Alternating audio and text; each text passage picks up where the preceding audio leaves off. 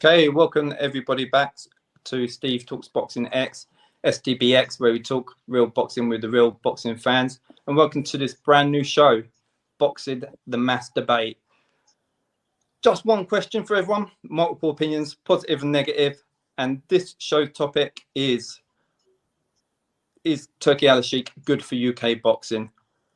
And joining me today, we've got Darren from Sir Chatterlock Boxing, YouTube, Håkan, Matt from Counterpunch, and also Amit as well. And kicking it off first, Amit, is Turki Alalshikh good for UK boxing? Big question, Steve. UK being the key word here, because obviously globally we know what he's done. Obviously, with the biggest fights being made. From a UK perspective, there's been one humongous show. I think a lot of us, if not all of us, were there, which was incredible at Wembley. But when you think about sort of the big paydays, taking some of the big fighters away from the UK, which is obviously going to be stopping a lot of those, well, not only sort of other stadium shows, but let's face it, just general, good quality shows where we need, the big sort of British battles and so forth. I think that naturally is going to hold a few things back, right? I mean, typically people are going to be looking at the money, they're going to be looking at the opportunity to go to Saudi and to be on these bigger bills. But, that naturally becomes a concern. I think it depends really a little bit on what his outlook is. We've got this merger between, on the zone between Matchroom and obviously Queensbury's now gone there as well, which is going to be quite interesting because will that allow more, better bills to be made where it won't be as influential. But at the moment, answer the question, to come back to it, it's still a bit of a let's see what happens over this next sort of year as that embeds in, because we haven't seen enough input from him in the UK. But I guess that's not really his, that's not really his prerogative. His prerogative is obviously to push Riyadh season and have fights in Saudi. So it's still a watch this space moment, really, I think, as much as anything. From your opinion, though, do you think it's suffered recently then? Has fans, noticed a decline in UK shows, the quality of shows as well? I mean, subscribe to the zone. I think so, 100%. And I think people who are going to who are used to going to shows, I think there's naturally been less. And that's because, if you look at where's all the big shows on, Sky Sports, which is much more regular, and then you've got obviously the zone drop off has come as well. And I think, look, there is, I think Frank Warren's done a few recently, but it's about the headliners.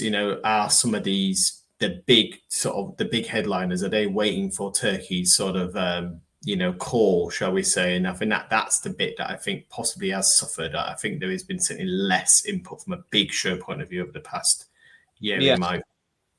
Yes, so you're basically saying fighters are delaying and waiting for them the Saudi cards and the big money shows more than what the promoters are pushing it, or can you blame both? Can you? I don't think you really blame the fight. I think it's hard. Like, look, fighters want to get paid the most money. They know if they're going to get onto some of these bills. I think actually what's coming out there is that they're not getting paid as much as what people think. Because obviously, I think some of that does come off their purse significantly when they kind of come out of Riyadh, but they're still going to get a much bigger payday, and they're probably going to get onto a massive card and that sort of exposure. I mean, look at Eubank Jr., for example. He was fourth down on that bill. We know that he can top bills in the UK, and likely probably looks like Conor Benn's going to happen. But is that going to be here? Is that going to be Riyadh? Like, that's the thing. Like, big British contest, I think Fabio Wardley and Fraser Clark's a really good example. That's realistically a headline fight, but it was third down on that bill, and it's obviously an unbelievable, spectacular KO. But it's happening, right? The big fights are appearing on lower down the bill in Saudi because of the money. Yeah. So moving on to yourself, Matt, I just want to hit you with something what Amit just touched on there. Did that show with Wardley versus Clark, did they steal that from UK fans, do you think, Matt? That we should have seen that in the UK? Yeah, I mean, I would agree with a lot with what Amit's just said there, and I think that's the key point. It's not so much your Tyson Fury or your Anthony Joshua or Dimitri Bivol or whoever fighting in Saudi, because, if they weren't fighting in Saudi, they'd possibly be fighting in America if they could, or somewhere else in the world. It is that good domestic level fight, like a Clark and Wardley that should have happened in the UK, in my opinion, and is now happening, as Amit says, kind of, third down or second down, wherever it was on that schedule. And then you see the likes of Johnny Fisher, who's a massive ticket seller in the UK, who can sell out probably most decent sized arenas, and then he's fighting Dave Allen over in Saudi. So, in that regard, yeah, absolutely, the quality of UK shows has suffered at the top end. Yeah. But yeah, I think it's that type of fighter that's been pulled away from UK shows that's going to have the biggest impact in the long term. So, what is your opinion on this then? Is Turki Alalshikh good for UK boxing, Matt? Look, I think we're seeing fights between, we're seeing UK fighters in fights that we wouldn't have otherwise seen them in. But yeah, in terms of the UK scene, it's definitely taken a hit this year. Can you lay all the blame at the Saudi Arabia door? I'm not sure you can. Frank Warren has still put some decent shows on this year. The Magnificent Seven concept is a fantastic one. And that's probably a better quality show than you used to ever see in the UK. You used to get a big headline act, and because all the money went to those two major stars in that main event, the rest of the undercard suffered. So actually there's an opportunity now to put better overall cards on. The problem is the promoters just aren't doing it for whatever reason. Frank's done some. The likes of GBM Sports, who've emerged as a result of, I guess, what's happening in Saudi, have grown pretty quickly and are putting some good cards on. And some of the more local promoters are probably flourishing to some extent as a result of that. But yeah, your Matchroom certainly haven't had a brilliant year in the UK. Boxer, who obviously have only just got involved of late in Saudi, have struggled to put on quality shows, certainly beyond March. So yeah, it's obviously having a knock-on impact in my eyes. Sure. Would you say Boxer, out of all them promoters, have been suffering the most? I think Boxer have got their own problems outside of what's going on over in Saudi, to be honest. I think, we can get into that, but I think their boxers weren't involved in those shows in the early days, and they still weren't putting on real quality shows. So I think I don't think they've necessarily suffered as a direct result of that. I just think that they need to look in-house a little bit and start to utilize the talent they've got and the talent that are now on social media screaming for fights. I don't think it's the boxers don't want to fight. I don't think it's the boxers holding out to fight abroad. I just don't think, for whatever reason, that promotion has got its cards in order at the moment. Sure. Would you say one positive is maybe people are going to invest more in small hall events? Obviously, not everyone has got the luxury to go to Saudi for these events. Do you think people are going to turn their ticket money to support small hall events? Yeah, I'd like to think so. I think, not stadium fights are few and far between anyway, aren't there, in this country? I think if we're all honest, it's a great experience, but it's probably not the best experience as a fight fan. You can't get a very good view. It takes forever to get in, etc., etc. So it's those sort of events that take place at like the MEN Arena or the Co-op or stuff now. They're the real sort of good shows. And I think, still think the promoters, the big promoters, and Eddie Hearn's promised a lot more shows next year. So I think we do have to wait and see what happens. But definitely filtering down, GBM, I don't think would have been able to grow as quickly as they have grown without the influence of Saudi Arabia taking some of those bigger events overseas. So I think it should have a positive impact in the long term, but it can also hurt it if we don't see, if we see all fighters holding out looking for a big Saudi payday. Sure. Moving on to you, Håkan. Obviously, you go to a lot of UK shows. I'd love to hear your perspective, obviously, from Sweden, but I want to hear your perspective on what impact you think it's making with the UK fight scene. I think that it has been a big impact, like Matt said, on some of the like GBM and Top Tier had got their own now. So I think it has a positive impact for the some of the small promoters. Mm-hmm.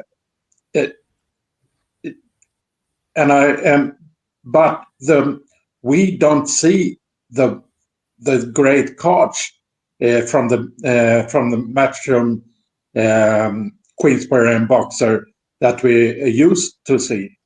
So we can see on ticket sales on loads of UK shows that they don't sell the full arenas at most shows now. Yeah, and I think that has that impact. Yeah, and that's just due to the quality of the whole card then? Obviously not the main event. You're talking about the quality of the whole undercard as well? Yeah, I think so. The upcoming Birmingham card, November 30th, looks good and could be Matchroom's best show this year. There are a few fights that I like a lot on that card. But some cards, that undercard hasn't been great this year. Yeah. And for Boxer, I think there are some other issues, like Matt said too, but they just had with Jonas Habasin announcement, 3 shows since 1 August, 1 October, and 1 December. So in the last 6 months of the year, and so I think they have some other issues, but some boxer fighters hasn't got fights, so they are waiting for fights for 6 months, like Tasha, and she got her fight now, but she was promised to be out in June, on the June boxer card, and then in October, and now it's December. So Yeah. I think from the boxer point of view, there are some issues, and from the Matchroom prospects, they are now out on other shows, on some GBM top tier, and the new huge boxing announcement with 5 Matchroom fights in early December. So Matchroom have decided to put their prospect on other shows to get fights for them, and I think that is good when they had not fights for them on their own shows. Yeah. So, in your view, then, you're saying this is having a negative impact from the way you see the UK fight scene? Yeah, we got that Wembley card. Maybe next year we got could be another, if we are lucky, another big Riyadh season card in the UK. With so if you're out, if you're happy with one major UK Riyadh season card, it's good for you that at the Wembley card was just great fights on the full card, but the rest of the year, for me, has there have been have gone to a lot of shows this year, and I have been slightly disappointed with some of the shows. Yeah. Okay. I was just going to say, Steve, I think that's actually really, like, if you think about that Wembley card, like, look at, Kakatria Warrington, like that, if that would have been at the First Direct Arena in Leeds, that would have sold out 100%. Yeah, of course. What other fighters would have been underneath that card to have had the opportunity to afford locally some of those, like Håkan was saying, like some of the Matchroom prospects, whatever. I think that's the bit where it's like, and I actually think the female fighters as well, like, like some Eddie Scotty and others, they probably haven't had as much opportunity this past year as they did for the years before that, last few years before that, to get on these cards in the UK, because let's face it, Riyadh season only had their first female fight only recently with Sky Nicholson, and Bevan Trapman. So I think that's another factor. I think the female fighters have probably suffered a little bit in the UK, and box is a good example of that, right? We've not seen as many of their female fighters as active. Yeah, definitely. Let me quickly go around before we go to you, Darren. Yeah. Amit, would you be happy with one massive Wembley show a year in the UK? Riyadh season? Is that a question? Sorry, Steve, is that a question for me? No, sorry. Before we go to Darren, sorry, for Amit. Oh, sorry. Yeah, before we go to you, Darren, would you be happy with that Riyadh Wembley show once a year? I think it was kind of balanced with more cards that are Matchroom and Queensbury and others putting on great shows, and you've got this one spectacular show. I mean, we'd all welcome that, right? But if it's kind of that one show and it's affecting some of the other big fighters from headlining shows across the UK, I think it could become quite harmful. I think, as we all said, it's more of an experience. It's more of a getting there, and it's let's face it, it's the casual boxer type of environment that's going there, and look, they're spectacular, but you'd hope that some of the fighters, if it's kind of pulling in fighters and not allowing them to then be on bigger cards, their own card show as they're headlining, that's going to have a detrimental effect, probably more medium term, long term. But yeah, I mean, one a year, I don't think it's going to make a humongous difference, I imagine. No. Okay, Matt, same question. Yeah, I agree. I think if Riyadh season are going to do one blockbuster card in the UK, then as long as we're getting that regular quality of other show underneath, and there's no reason why every promoter can't be putting on at least 8 to 10 shows a year, regardless of the size of the next gen stuff and that as well to underpin it. Then I think I'm more than happy with that. But we just need to see that regularity, I think, which is what's been lacking this year. Okay, Håkan, same for you. Would you be happy with that? Yeah, I would be happy with that. Regarding Matchroom, they had some bad luck this year with injuries, and a few times this year, and in a short time. So I think next year will be much better. Matchroom, Eddie Hearn has talked about 16 UK shows next year, and I think Queensbury will add shows to their schedule now when they also joined DAZN, and that I believe that it could be some joint show regarding headlines fight with Queensbury and Matchroom next year. So I'm positive for the UK scene next year. Yeah, sure. Okay, Darren, we're going to move on to you. Same question, and then I want your opinion as well on Turki Alalshikh. Yeah, pretty much the same as the other guys. I'd be happy with that. But I think it is, as Matt said, as long as there's regularity with it. I think going forward, I think one of the key factors is going to be from April when Frank Warren joins DAZN. I think that is going to massively help the UK scene. Well, that's what I'm Are we going to see clashes of dates? Are they going to try and keep shows separate then, do you think? Because I know we've had it before when we've actually had 3 promoters on the same night with shows, but I take it they're going to work together to work at different dates, I'm guessing. Well, when the deal was signed, they pretty much announced that quite quickly. There won't be any more clashes of dates. They did actually say that, which is a good thing. So I think a big factor is going to be Frank Warren and Queensbury going to DAZN next year. I'm very hopeful for the UK scene next year. But the one thing I was going to say is, like, for example, the Magnificent 7 show in December, for me, that's a very, very good domestic card. The tickets, I've had a look, aren't that expensive for what you consider with the way modern days. But from what I've seen, it's not selling that great. And even though you get the fans complain about the UK scene, the one thing we're lacking here now is when a good show, what a lot of us boxing fans consider a good show, comes up, they aren't getting the crowds. So it's a bit of a one where, like, the fans moan about we're not getting good shows, but when a decent show comes up, the shows still aren't selling. So it's one of them. Which do you want? Like, because like when you have a look and you go on and you'll have a look and you think, oh, that's a decent seat, £70. Whereas for the way this day and age is, £70 doesn't seem that bad value for me for a whole night's boxing. But them tickets still aren't selling like they used to. Yeah. Do you think, as boxing fans, we moan at anything anyway, regardless, though? Is it just we're human? We just moan in general, don't we? Just moan in general. We're never happy.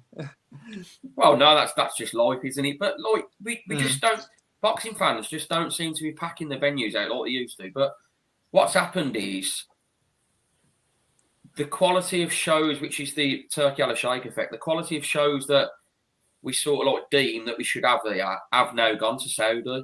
So when they see what's happening in Saudi and you see that Magnificent 7 show in London, we all look at that as boxing fans and go, it's great. But when you've got the casuals that used to fill out the named shows like your Eubank Juniors and stuff here, they don't want to go to the magnificent shows. They want the big names on them all down the list like you used to have on the Matchroom shows on Sky Sports and that. But times have changed, things evolve, and I'd love to be able to see the O2 every 3 months having a big name and having a great show on there. But if they've had to go to Saudi, they go where the money goes. But the impact of fighters is the problem. You'll have fighters that will go to a Saudi show, fight on a big show in Saudi, get paid mega bucks. Say they lose, they'll come back here, get offered a fight here, they'll go, well, I've just fought for that in Saudi, so I don't want to go on that show now. So that's the hardness of what's going to follow. I mean, I'm quite surprised Willie Hutchison's taking the Zach Parker fight, which is going to be announced, I think, for February. He's just fought on a Saudi show and then fought on the big one at Wembley. But he looks like he's taking the one in, which I think will be the new Manchester Arena. So I would presume that his purse will be dramatically affected from coming to Saudi to that. But it's good to see he's actually, I mean, Zach Parker's a good fight, but it's good to see he's actually going onto that card. Yeah. I want to touch on something you said about like ticket sales, but haven't you seen a slight decline in like the bigger venues selling out? We've had nights with the O2, just the bottom tier of the bottom of the arena, the blackout curtains appearing and stuff like that. So, is it been a decline in fans going to fight? I'll give you an example. The Manchester show that's coming up in February, that's going to be announced soon. I know. Well, I can't guarantee it. From what I've pretty much been told, the lower tier is going to be open, and that arena holds 23,000, I think it is, or something, the new one, where Chisora Miller's going to be fighting on it. But with all the fighters that are going to be on that card, you think they'd be able to sell more than maybe 11,000, 12,000. It's going to be the lower tier with the floor. Yeah. And you just look at that and you think, brand new arena, you think like all the fans want to pile in there, get the atmosphere going, good fighters on the card. But from looking at it, it looks like they're only going to open the lower tier. And you are right, yeah. It's a shame the way it's gone here, but when the shows do come here, unless it's Wembley Stadium where Anthony Joshua's on or Tyson Fury, it seems that fans don't want to know like they used to be able to. Is that, would you say, the impact of casual fans then? This question's open to everyone, that they're just saving their money for the big names. They're not investing. It's the names, and it's the names, and you've got the sort of like split with the boxing fans. You've got the hardcore, like us guys on here now, and then you've got the casuals who go, oh, I know Eubank Jr. He's fighting Conor Benn. I'll go to that because I know them two names. But I don't know, if you turn around and said, I don't know, for example, Nathan Heaney's fighting Brad Pauls. There's fight fans. Well, okay, Brad Pauls versus Denzel Bentley. There's fight fans where you go, oh, great fight, great domestic fight. But if you go and ask the fan that goes to Tyson Fury versus Dillian White at Wembley, and you said, oh, Denzel Bentley's on that card, the casual fan, unfortunately, isn't going to know Denzel Bentley and isn't really interested. And that's the divide with boxing fans, unfortunately. Whereas you're not selling the events out when they're moaned about ticket prices. Yeah. Is Turki Alalshikh blamed for that, though? Partly a little bit, but it's, what do you do? We've had to have him involved to get the fights we wanted to see. We'd have never seen Usyk Fury. We'd have never seen the big cards we've seen. So what do you do? Like if he goes out of boxing, you go back to where you was before, and you get nice events in the UK, but you're not going to get the big title fights you've had. Your Bivol Beterbievs, you're not going to see them fights because it's a business and a world where money talks. Sure. I'm going to ask that question to everyone. We'll start with you, Amit. Like, look at the positives that he's put on fights that would never happen. You got to see that as a positive. I know money talks. Yeah, I mean, look, ultimately, globally, we wouldn't have seen the biggest fights. I mean, let's face it, which fights isn't, other than Canelo, really, who else isn't really engaging him at the moment? And he's making all those big fights. Look at the heavyweight scene now. Look, everyone's pretty much fought each other. It's just unfortunate that, Wilder and Joshua got to an age where they've both got kind of past that peak stage. But realistically, we've got the second Usyk Fury fight coming up, another big British star, which isn't going to be in the UK, but the fight's being made. And for someone who's going to watch on pay-per-view, you're gonna watch it because it's still the biggest fight to be made. So I think that is always going to be positive. I think the slight repercussion to what Darren alluded to is that when these fighters who even fight third, fourth, say second or third in on a card in Saudi, like the money they get in there, and then they're going to come back to the UK, and then what happens? Like Chris Miller's is a really good example, right? He's absolute warrior, world champion, just fought, got beat in a unification bout. He'll come back. What's he gonna do? Is he gonna go back into a boxer, more domestic field card? Like even though he's a world level fighter, but the money difference is going to be huge. And until that sorts itself out, until we know what Turki Alalshikh really wants to do in boxing, there is going to be this vacuum effect at some point. It's going to naturally come, and that is going to affect some of the UK fighters. And that's where we'll have to start going back to where Matchroom in Queensbury, hopefully they're going to see this rivalry will kind of come a bit up to a stop because they've worked both together with Turki Alalshikh, but now they've got the DAZN partnership. You would hope that sort of domestic sort of big British cards, quality cards, are going to start coming, because that would be a real legacy for him. You talk about is he good for UK boxing? If he's demonstrating, if you make the best fights, get past the politics, he's demonstrating it works. Hopefully we'll see that in the UK, not just in the UK, but US or wherever, like ultimately that's what we all want, best fights. Yeah. Do you agree, Matt? Yeah, absolutely. And I think on that point Darren raises about, half empty stadiums, I think you've got to remember as well that boxing has, it's developed so much over the last few years, not just in terms of the Saudi Arabia involvement, but for the casual fan, you've got things like Misfits now that most people on this call will probably dismiss, but actually it's entertainment for people who dip in and out of boxing. So I think, you can watch boxing, every week, can't you? Whatever type of boxing it is, you can access it on TV or via whatever means. So, a card in like the Magnificent Seven that we all think is an excellently stacked card, to somebody who's looking to see a blockbuster fight, they're just not going to be interested in that. So they'll probably watch it, but they'll watch it from the comfort of their armchair. And watching boxing is still an expensive gig by the time you factor in trains and hotels and everything else that goes with it. It's not a cheap sport to watch. So I think everyone can play a role in that. And I think, Turki Alalshikh globally has absolutely done wonders for boxing in terms of the fights that we would never have seen without him. But it is incumbent on, Frank and Eddie's relationship and trying to work with the likes of Ben where they're willing to make sure that everybody is able to put on shows with fighters. And like sort of Håkan said earlier, Mark Dickinson's a great example. Newcastle, he's fighting on 2 Northeast shows at the end of November, the beginning of December. Now, I'm not sure what his Matchroom contract situation is at the moment, but if you can filter some of your fighters out onto those smaller shows as well, it boosts, the attendance of those shows. It helps that local promoter. And if Matchroom are footing the cost for their fighter to be on there, then that helps as well. So there definitely needs to be some reinvestment and sort of almost step back and think about how they can approach the UK market moving forward. Sure. But actually, there's a lot of good things that can be done. I think, we've got to take Saudi Arabia for what it is. It's done some great things. But it has had a little bit of an impact on the market, and that needs to be reassessed moving forward. Sure. Okay. Can I just come in, Steve, quickly on that one? Matt's just made a very good point, actually, about the Misfits and that. If you look, when this card gets announced for February in Manchester, if you compare the month before, you're going to have Tommy Fury versus Darren Till in the same arena. Yeah. So let's see what the crowd difference is. You'll probably get that completely sell out because it's the casual audience. Well, that's the casual audience, like he's on about. You're going to have a casual audience there because they see the name Tommy Fury, because he's been in with Jake Paul and on Love Island and all that, and he's got the casual fan interested. That'll probably sell the arena out. Even if they charge £150 a ticket, the name just sell that out for what it is. Yeah, well, we've only just seen it from this weekend with Jake Paul, Mike Tyson. That done phenomenal numbers, didn't it?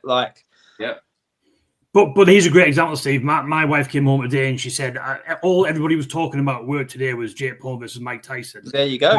And I said, well, did anybody mention the Katie Taylor-Serrano fight? Oh, no. not one person. And there you go. That's exactly it. They're only I had to drum it into people at work when they were talking about Jake Paul and Tyson. I was going, what about the Taylor and Serrano? I didn't watch that. That's what we're saying. On the casual fans, them ones, the big names are capturing the figures. They're getting the viewing figures.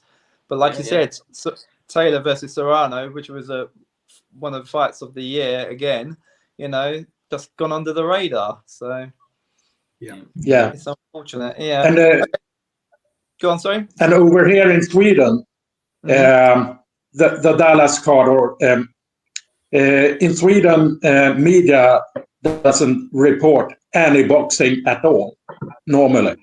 Really? Wow. But this card, media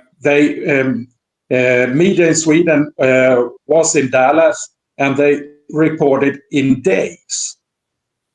And for example, Jake Paul, Mike Tyson. For example, Patricia Bergholt's fight with Chantal Cameron. That was no media from Sweden in Birmingham reporting, and the biggest newspapers here didn't write anything about that fight, and that was the best fight for a Swedish fighter this year. So in some countries like Sweden, this fight, Jake Paul and Mike Tyson took they wrote so much about that, but normally they write nothing about boxing, and I think it's really bad. Yeah, it's pretty disgraceful. Yes. Sure. Okay, we're going to round this up now. We're going to go round. How optimistic are you, first of all, Håkan, for next year for the UK fight scene? I'm very optimistic. Good. I think it will be. I think Matchroom and Queensberry might have 30 shows together if we are lucky. Boxer, I'm not sure how they will do next year, but I'm very optimistic for the UK scene next year. Yeah, 25. Matt, how optimistic are you for next year for UK? Yeah, likewise. I think this has been a bit of a lull this year, but I think, Eddie's already come out and stated he's going to put on, I think 16 was the number, so there's no reason to doubt that. And I think Queensberry being added in, if we remove some of those clashes, I think we can have pretty much an active weekend for the vast majority of the year, really. So, yeah, I'm pretty optimistic. Yeah. Do you think the quality will be there? I know we're talking quantity, but do you think the quality will be there? I mean, I think you've got to be careful how many fight dates you have. You don't want to, put too many on. Yeah, but as long as you have the concepts right, as long as, you have try and get one a month or whatever as a really decent show, and then you filter that next gen type concept in there, then I think, it can do well. Sure. Darren, how optimistic are you for the UK fight scene? Definitely more than what I was for this year, and I think the main reason is because Frank Warren and Queensberry's joining DAZN. If that wasn't happening, I don't think I would be, because I just think Frank and Eddie being on the same broadcaster is massive for boxing, because, like you say, you won't have show clashes. They can work together now. Like Håkan said, the only exemption really is Boxer. I'm not quite sure how they're going to go, because they've had a pretty shoddy time as of late, haven't they? Sure. There's room for improvement, as my school teachers always said to me. Amit, what's your perspective on it? Are you optimistic next year? Yeah, I mean, again, from that question, the opening question, Steve, to this one, I think when you talk about Turkey's legacy, look what he's done. He's made all the broadcasters work together. He's made all the promoters work together. If that would have happened, I doubt Frank Warren and Queensberry would be joining DAZN. I think that has been a direct impact of them all working together. And he wants a global scope now. Clearly, that's their model, right? They want to go global as well, that Matchroom. So the UK, hopefully, is going to really benefit from that. So it's definitely going to be better. Hopefully, there'll be joint cards. That's what we want to see, not just individual cards. And no, it's definitely better than this year. It has to be. Yeah. Because obviously, it is a big concern on a lot of fans' minds, isn't it? What impact taking boxing away from the UK is a big concern. And you're right, next year could be a massive year for the UK fight scene, and hopefully it is as well for the fight fans as well. But, people want to go attend and see these fights as well. But that's pretty much it for the show. Hope everyone enjoyed that one. Thanks again, everyone. Håkan, Matt, Darren. Thank you. Time. brilliant talking to all you guys and listening to your all opinions as well. Please support the channel, obviously, as best you can with likes, subscriptions, and comments, and see if you agree with the guys there as well. But appreciate your time, everyone. Thank you. Cheers, Steve. Thanks a lot. Thank you. Thank you.